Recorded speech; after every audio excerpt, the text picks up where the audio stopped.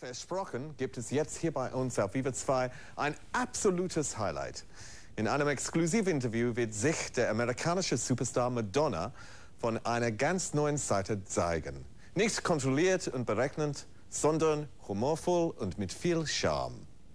Die sehr persönlichen Antworten präsentieren eine sensible Persönlichkeit, wie sie bisher noch nicht zu sehen war. Also, eine Stunde lang Madonna von ihrer ganz privaten Seite. You think that I can't live without your love. You'll see. You think I can't go on another day. You think I have nothing without you by my side. You'll see somehow, some way. Okay, like I just told you, maybe the first questions are going to be a little boring because everybody's going to ask them. I'll try not to fall asleep. Yeah, don't, please. We have to send this material. No, you now released a new album, Something to Remember, and it's got ballads on it, only ballads. 3 new songs, and the rest of it are songs from other albums. Why did you choose to do that? Why did you decide to do that? You're right, this is the boring question. Yes, but it's the first one. It's going to get better. Because I happen to think that my ballads are my best songs, and it was something I'd wanted to do for a really long time. So I decided to put a collection of all my favorite songs together, and then with a few new songs. And I had done a song with Massive Attack for a Marvin Gaye tribute album, and then I'd done another version with an orchestra, and I thought it was really beautiful, and I had nothing to do with it. So it gave me an opportunity to put that on a record. And then I had also wanted to work with David Foster for a really long time, and he just happened to call me right around that time when I thought about doing it. I thought, you know what, let me try working with him. Maybe I can come up with some beautiful songs with him, and they turned out really good. So then I felt like I had a good collection of songs to put together.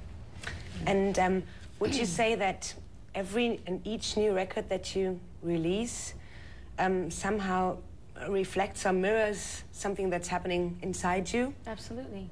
And so how could you connect those two things? Those ballads, this soft and maybe vulnerable side, and what's happening inside of you right now? Well, a lot of those songs I wrote over the years, and they're, you know, there is that side of me, and I've always dealt with that side of me whenever I've written any of my ballads. So it's not that I've necessarily tapped into something new.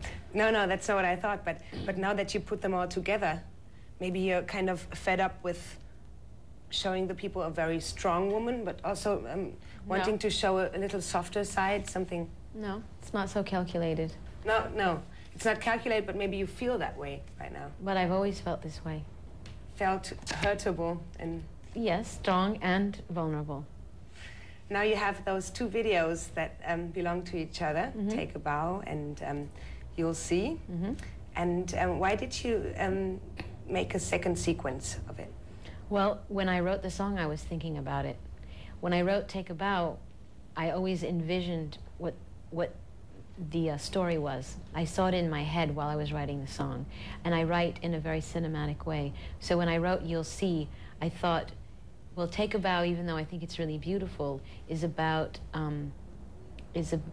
sort of the masochistic side of me, and being submissive to someone and being hurt by someone, whereas You'll See is like the other side of me, which is the empowering yourself side, and I felt like it was a story that wasn't complete. So when I was writing the song, I was envisioning the story along with it, like what happens after. Although when you listen to You'll See, it sounds a little bit as if you were telling yourself, it doesn't matter to me, I'm going to be able to cope with it, but maybe it's not really true. No, it's true. She's over with it? It's true, but it's not, oh, I'm not hurt, I can, you know, life goes on, and yes, it has hurt me, but I can survive. And that's just the way it is. And the one that's left behind, or that left you behind, is the one that's going to be hurt after all. That's what it says, maybe? Maybe. Yeah. I don't know. I can't make the decision for that person. Yeah, it looks like that in the video because that guy seems to be in the lower position then. After Well, all. everything you do comes back to you. Yeah. And then what about this Spanish thing in it? How do you feel about this Spanish thing? And, you look a little bit like maybe already Evita in those two videos without wanting to talk about the film right now. We're going to do that later. Is that something like a preparing for it? No, because when I did the Take a Bow video, I wasn't doing the movie. The movie wasn't mine. I mean, I hadn't been offered the role yet. I've always dealt with, I think I must have been Latin in another life or something, because I've written a lot of songs that have like Spanish themes to them, and I always use Spanish guitar, and I'm very drawn to Latin things. So I don't really know, that's just an unexplainable influence. But also the styling and everything, doesn't your hair, like you have it in those videos, that doesn't have anything to do with that figure? Maybe that already, before that you admired that woman or something, before you knew you were going to do the movie? Well, I think I'm influenced by all kinds of things. When I did Take a Bow, I had no idea that I was doing Evita. I promise you that. Yeah, I believe you. I swear, I swear. Oh. And the influences in your music, on your new record, seem to be very European. Why is that? Like, which songs are you talking about? Yeah, for example, you working with Massive Attack, you working with Nelly Hooper, you working with Björk, which is Bedtime Stories, but still, it seems as if you were focusing on European music a little bit. Well, the reason that I worked with Björk and Massive Attack is because of Nelly Hooper. I asked Nelly Hooper to work on my last record, and while I was working on it, he suggested that I work with Björk. And since I was always a fan of hers, I did. And then, while I was making my Bedtime Story record, the guys from Massive Attack would come by and hang out in the studio because they were friends with Nelly, and they say to me at the time, well, we'd love to work with you sometime in the future. So when the Marvin Gaye tribute album came up, Nelly called me and said, would you like to work with Massive Attack? And I said yes. It's all because of my friendship with Nelly. That's why. Because it's so surprising that you, for me, you know, when I saw that now you're working with Massive Attack and with Björk and with Nelly Hooper, it seems so very much up to date, you know, like in Europe and also I think in America. I don't know how popular they are in America. They're not as popular here as they are in Europe. Yeah, in Europe they're very popular, and it seemed like, how did she just know that this is the right time to do it with those people? But then it's just coincidence? Well, I listen to a lot of European music. I happen to be, I've always listened to Björk. I've always been a fan of hers, and I've always been a fan of Massive Attack, and a lot of the things that Nelly Hooper's done, which is why I wanted to work with him on my last album. So, but I tend to listen to, I'm not really into American music, not new American music anyways. I mean, I listen to old R&B, old soul, old blues records, jazz, but I listen to a lot of Latin music. What is the music from right now? What is the new American music? What would you say? Don't you consider yourself a part of it? No. No? No. Standing somewhere No, I always above all that? think of myself as an outsider. And not belonging to the American culture at all. So I once heard that when you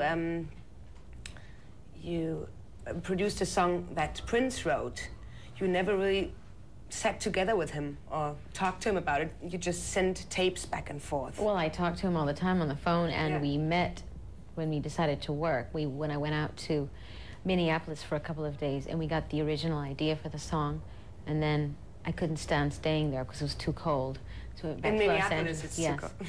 So we would work on the master tape and send it back and forth to each other through the mail. That's how we finished it. So in Iceland, it was too cold also? Because I heard that you didn't meet Björk either. What was Well, that actually, like? she was on tour, and I was in Los Angeles, and I would have worked with her, but she was on the road all the time, and I could never get into the same spot she was at, so. But sometime you met. Yes. There must have been a time where you met. But so it's not like that when I imagine you and Björk wrote a song together, or Björk wrote a song for you, that you two sit on a table and go, what do you think of this, and should we do it this way? That. And how can I imagine you working on a song that you write? What does that look like? Do you just need I'm laying on the floor on my stomach, writing in my notebook. And do you need a special mood so to be creative, or so that something comes up inside of you? That, yeah, I do, but I can't tell you what that is because all different moods inspire me. Something has to inspire me.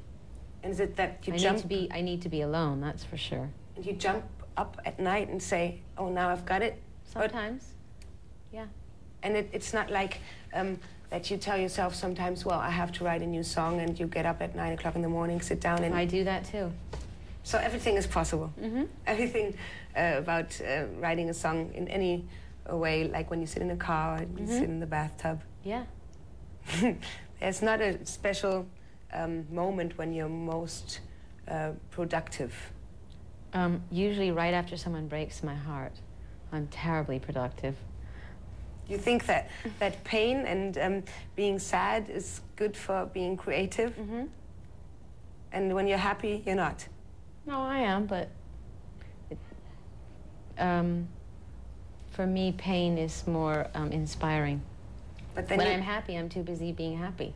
Yeah, but that's what I wanted to say. You're very creative, so you must be sad a lot of times, or there must be a lot of people breaking your hearts when you write so many songs. That's true. Sorry.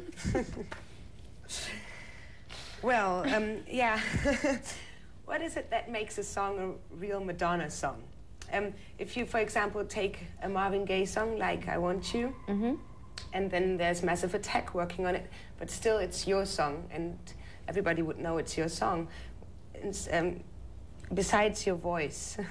Well, that's what it is, really. It's the sound of my voice and the emotion in my voice that's mine and no one else's.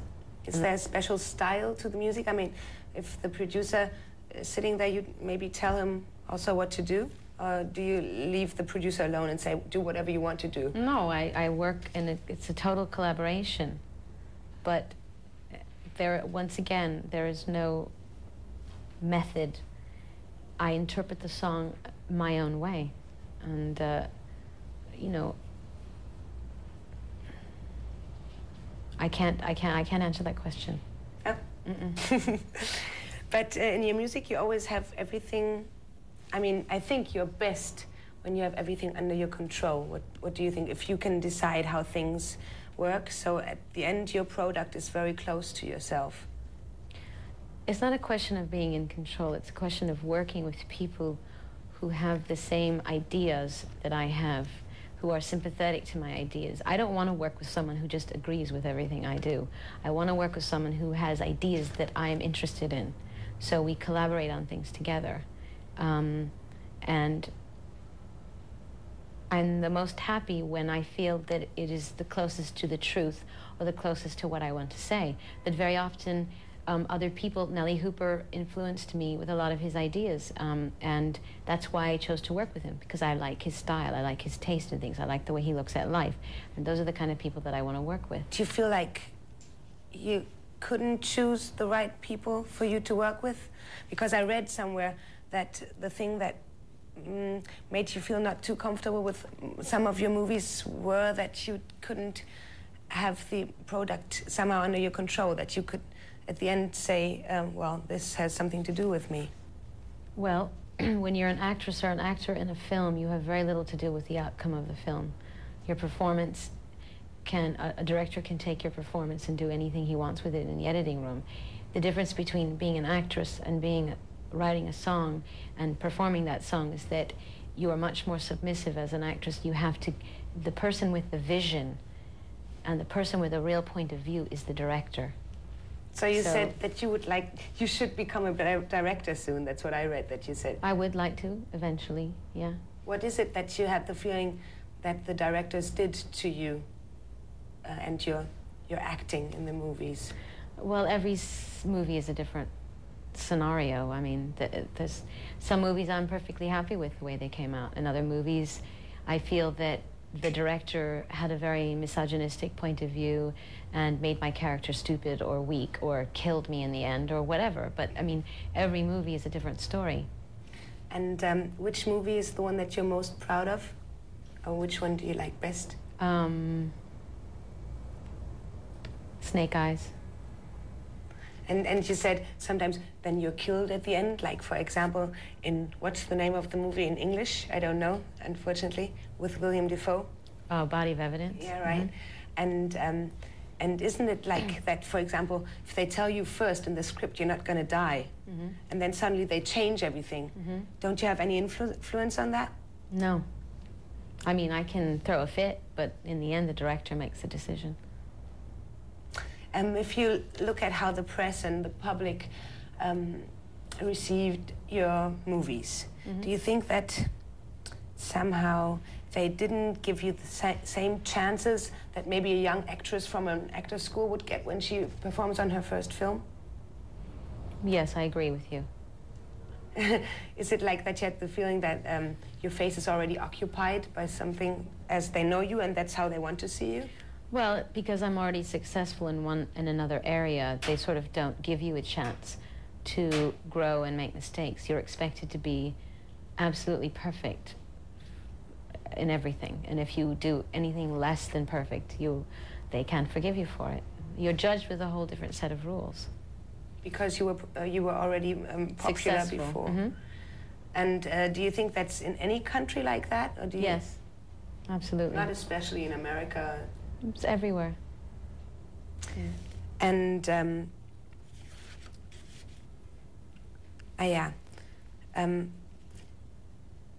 do you think that getting credits as an actress is more important to you than, for example, having another #1 hit record? It's equally important. How do you think that it works with two completely different careers, acting and making songs? Do you think that this can cross? They're two different mediums, just like painting. It's all different. It's a different art form. When you're acting, you're playing someone else. When you're singing, you're playing yourself.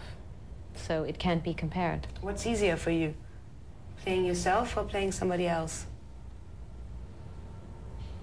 Well, they're both difficult, believe it or not. Why is it difficult being yourself? Because I think everybody has a hard time being who they are sometimes. It depends. I mean, sometimes you don't want, sometimes it's easier to hide behind a facade of something else than to actually be honest and completely who you are and totally open and emotionally naked.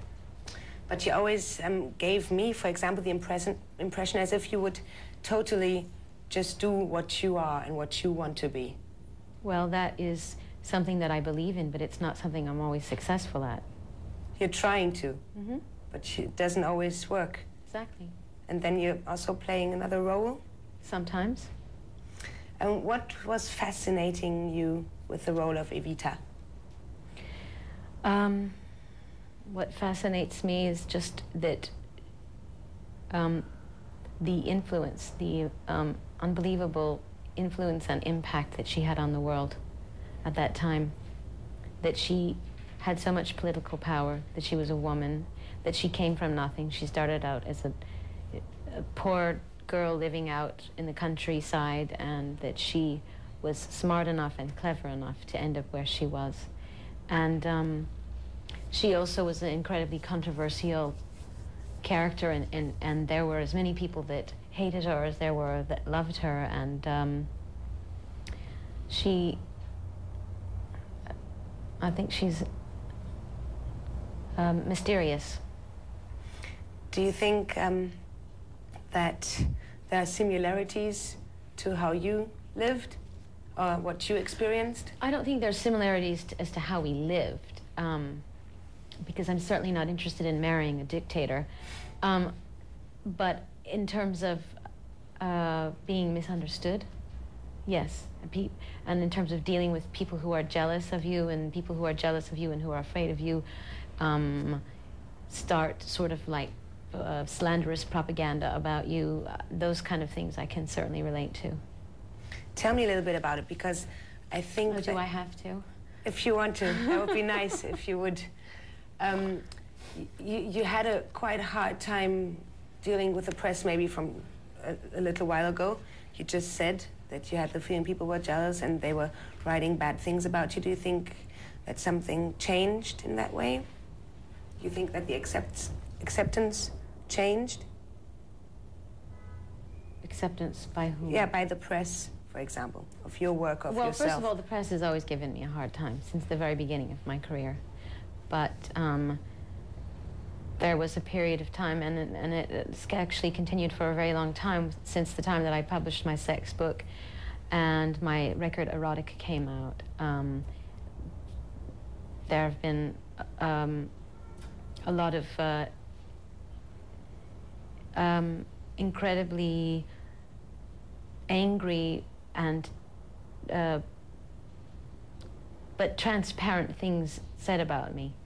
Yes, from that time period.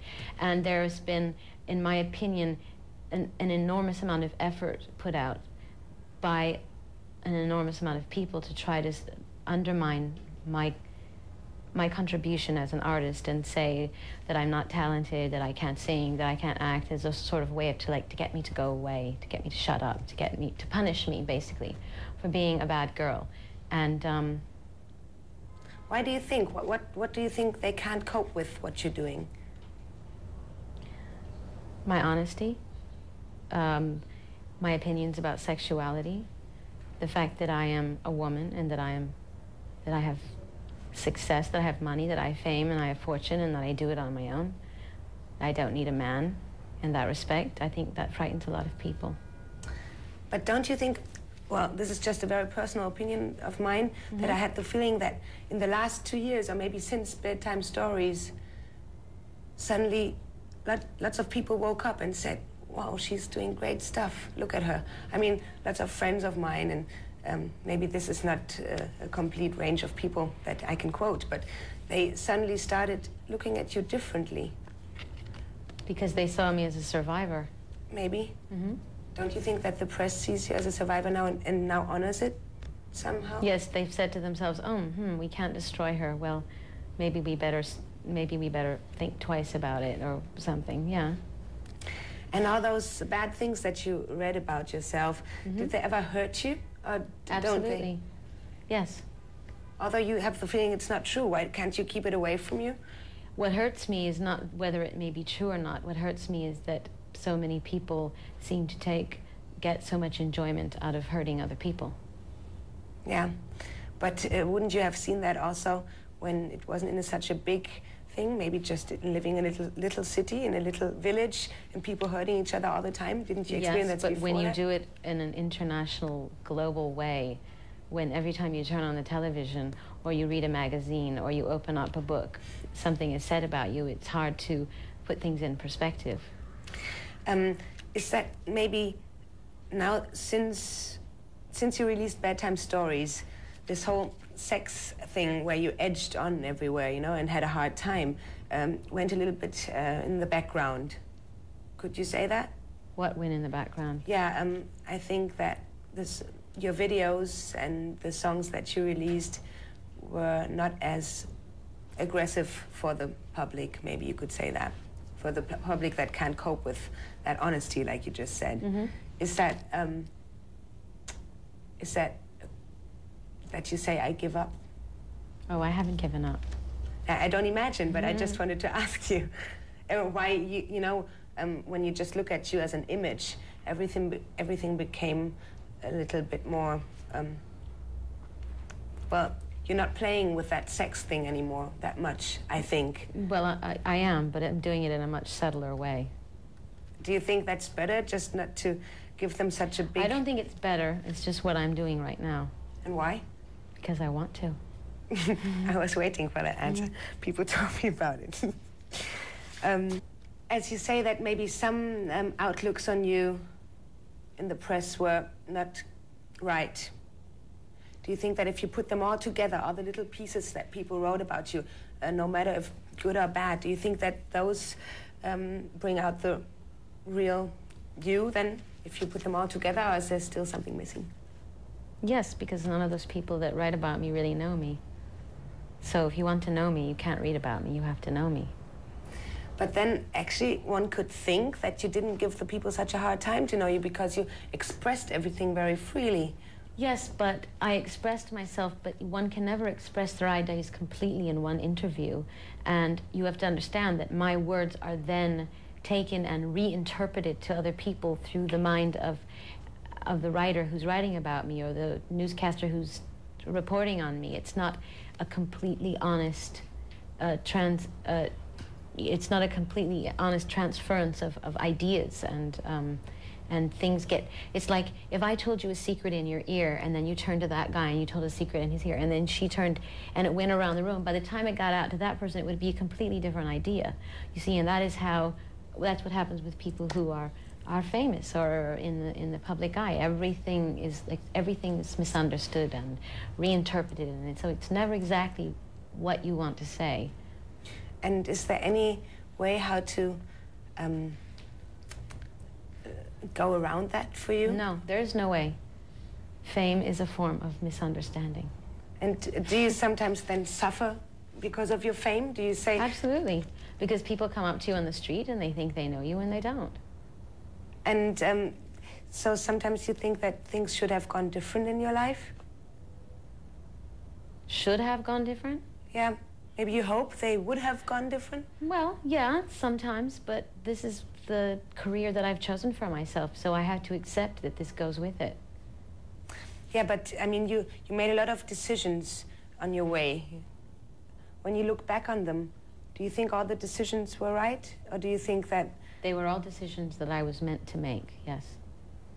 Because that's also something I was wondering personally, because I always read about you saying, well, I'm just doing what I want to do. Mm-hmm. But I was always wondering, because I would like to do that too, you know, just always do what I want to do. And I have the feeling I do that, but then sometimes I don't know what I want to do. How do you get that security? You don't. You just keep trying things. Maybe it's not something you want, but you have to, if you have an idea, if you have a fantasy, if you have a dream, if you have something you want to pursue, you have to do it. And you never came to crossroads where you said, oh, I don't know which way to go now. I would like to go the way I want to, but I don't know which. No. What, is that something inside your stomach that tells you, yes? No, it's something inside my heart. Yeah, or heart, maybe. And then you just go It's just for it. instinct. And do you think that you, or on what do you think you missed out on because of your career? Is there anything? Privacy. A little bit more privacy. Do you think that maybe you concentrated too much on that one part? If there's two parts, love and relationships and privacy and friendships, and on the other side there's career and going through tough things. And do you think that you maybe put too much energy in that one field and lost the other one? Sometimes, yeah. As far as relationships go, yeah, I think so. But I think there's a time and a place for everything. I think everyone goes through a period of time where they focus more on their career and finding out who they are in the world and experimenting. You have to travel all the time.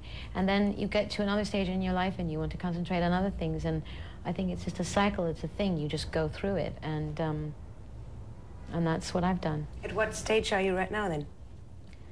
Well, I've never said one or the other. I've never only been interested in my career. I've always had boyfriends. I've always been in a relationship.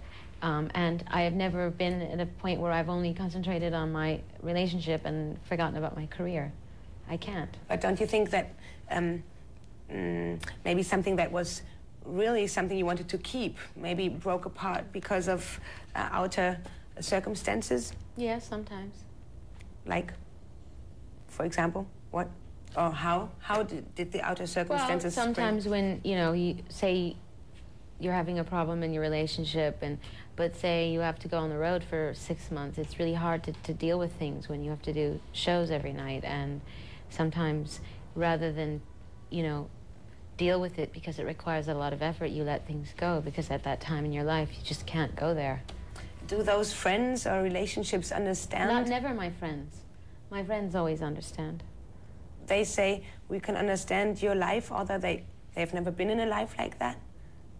Well, the handful of friends that I have understand my life.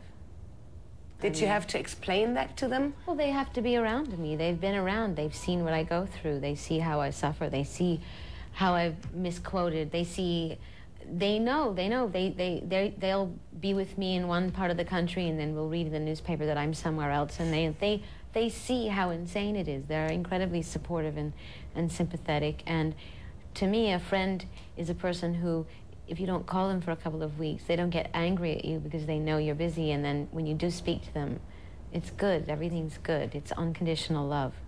And I've always had friends like that through the years. And in a relationship, you can't have a person be so selfless, you think? Well, it depends on the person. If you get involved with someone who's immature or insecure about who they are, then of course my life and my lifestyle is going to be a little bit threatening to them, and I have done that.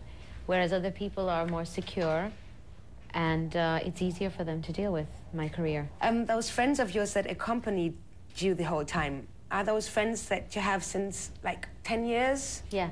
Do there ever new friends come into your... Yeah. How do you find out how a person is, if somebody's a good character or if somebody just wants to be part of your... Spend time with them.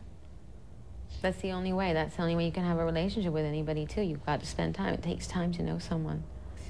So you give everybody a chance that would come your way? No, I don't give everybody a chance. I give people chances that I think, you know, see life the way I see it, or I see some sort of understanding in their eye or something, the way you choose friends. How do you know when you want to be friends with someone? Yeah, well, I spend time with them, that's true. Mm-hmm. But then on the other side, I thought that maybe being in a position like you are, you have to have a technique to select, maybe. No, a lot of the people that I end up becoming friends with are people who are introduced to me through other friends. So since they're introduced to me through other people I already trust, it's easier for me to trust them. If you look at people that are maybe in the same stage of popularity as you are, if you could maybe say Prince or Michael Jackson, I mean, maybe you don't consider them there, but they live very strange lives.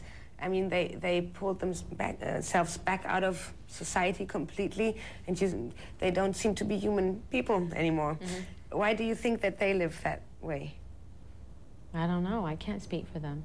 Yeah, but I thought maybe, as you don't live like that, I think, maybe you came to a point where it was close to that. Or maybe you came to a point where you thought, oh, I can understand why they...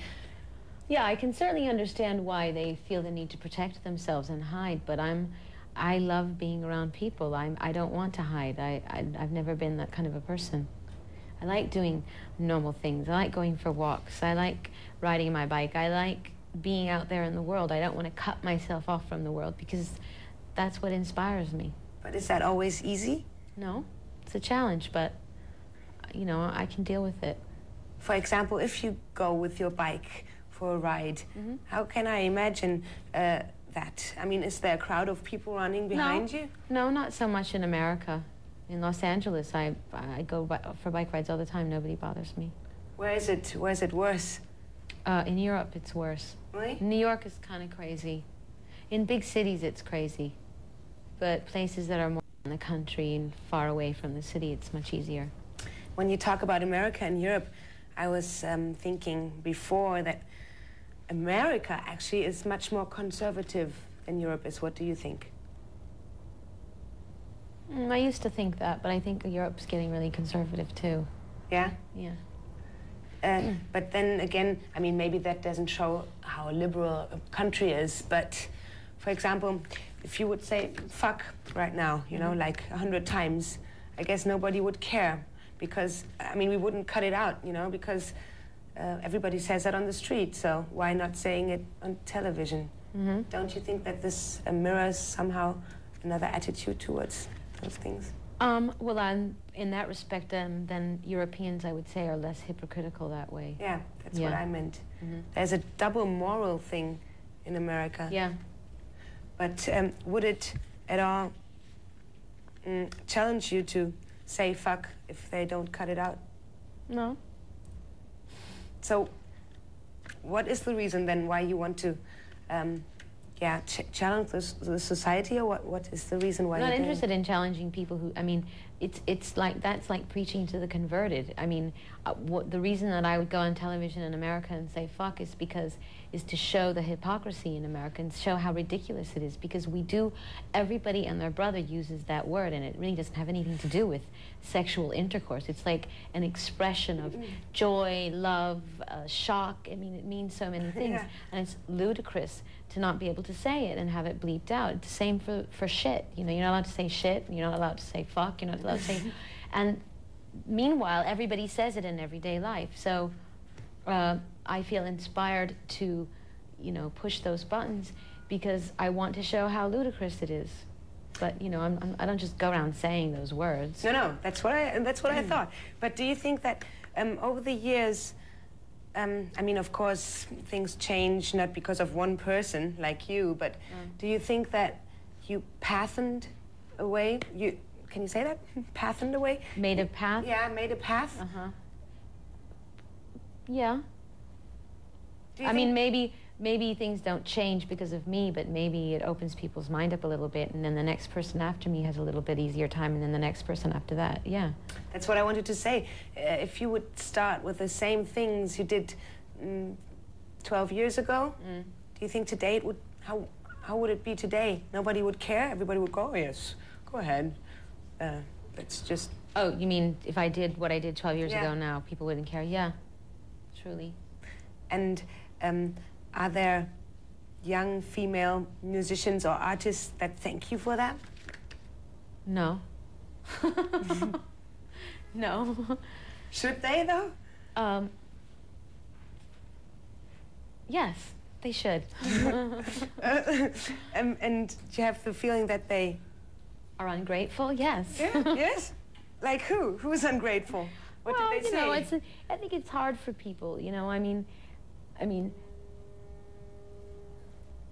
I think most people who are starting off in the business don't want to say that someone else influenced them or you know, forged the way for them. I think people want to say, you know, I did this on my own, and, you know, but there's always someone before you that... Who was before you then? Debbie Harry.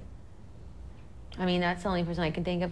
I mean, there were other artists that were, you know, coming up before me, I'd say, that inspired me, like Chrissie Hynde from The Pretenders. I mean, there are people that were already doing well before me, and I looked at them and I said, oh, they're strong women and they're doing what they want, and that was inspiring to me.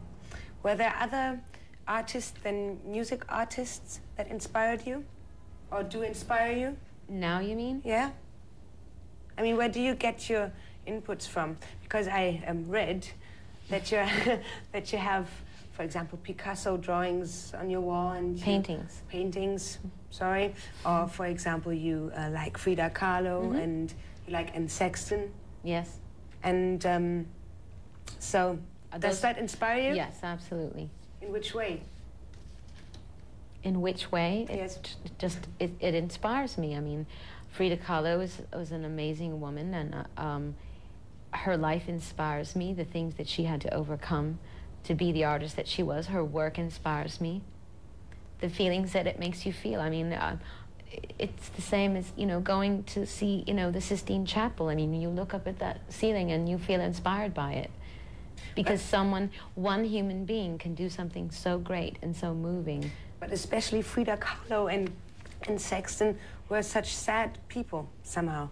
I mean, they had such hard times and were quite depressive and close to death with their thoughts. And why is that something that's close to you also? Well, I can only say that I can relate to a lot of their pain and their sadness. I certainly don't feel suicidal, and in fact, Frida Kahlo and Sexton committed suicide, but Frida Kahlo died because she was very ill, and she actually was a survivor and, you know, suffered, you know, a horrible accident when she was a teenager and suffered physical illnesses and being crippled and having all kinds of things wrong with her. She managed to stay productive and creative in spite of being crippled in spite of the pain that she was going through, and that is very inspiring. People say, I mean, that's me and my friends, that's always the people that I know that say something to me, say that you become more and more beautiful each year. Really? And yes. I mean, I've been looking through books now on the flight, and of course I knew you before also, but I looked through books and had this comparison, and I think that you became much more beautiful. And do you think so too? I think I probably just started working with better makeup and hair people and better photographers. Yeah, but well, as you go through life, you start to know what looks good, what doesn't look good, what's more flattering, and you develop a sense of style. I mean, that's normal. Yeah, true. And I mean, if you look at a picture of yourself when you were in high school, don't you just go, ugh, I cannot believe my hair looks so stupid? And I mean, you know things as you get older. Is that how you feel when you look at pictures? Yes. You think, oh my God, no, I tell my father when I come home for the holidays, he has to take all of my pictures off the wall from high school. It's because they're just so ugly. Yeah, but maybe it's also, I don't want to make it all psychological or anything, but maybe also if you have more inner security, then maybe it pours out of you. Possibly, yeah, of course. Yeah, do you feel like that? Do you feel stronger? And tell me how you feel, because I don't always want to say it and you say yes because we want you to say that. Is that how you feel about yourself right now? I think I'm certainly wiser than I used to be. I think I have a better understanding of life, and I think I've realized over the years that my own happiness, that I can't look outside of myself for happiness, that it's inside of me. So that probably gives me more of a sense of peace.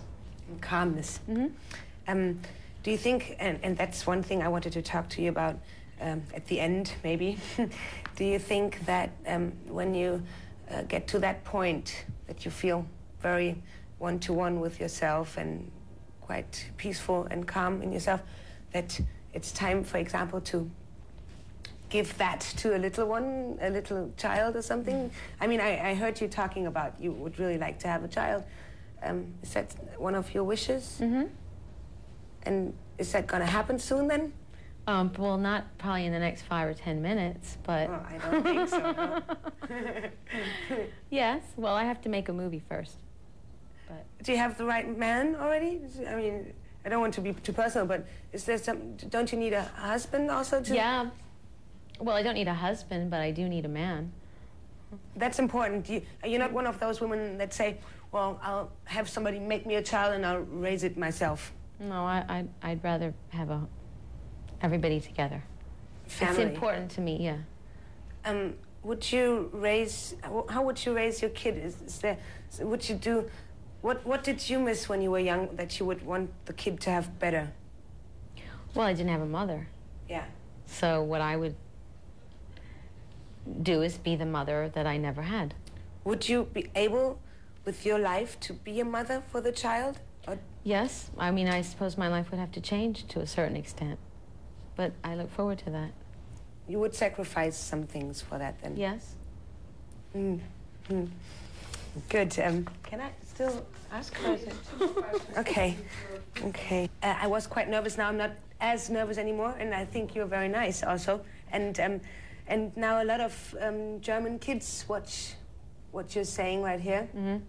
And I mean, I don't know if it's easy. I never like to say my message is this and this and this, but is there something maybe that you want to give to them before you go, before I go, we go? Give to whom?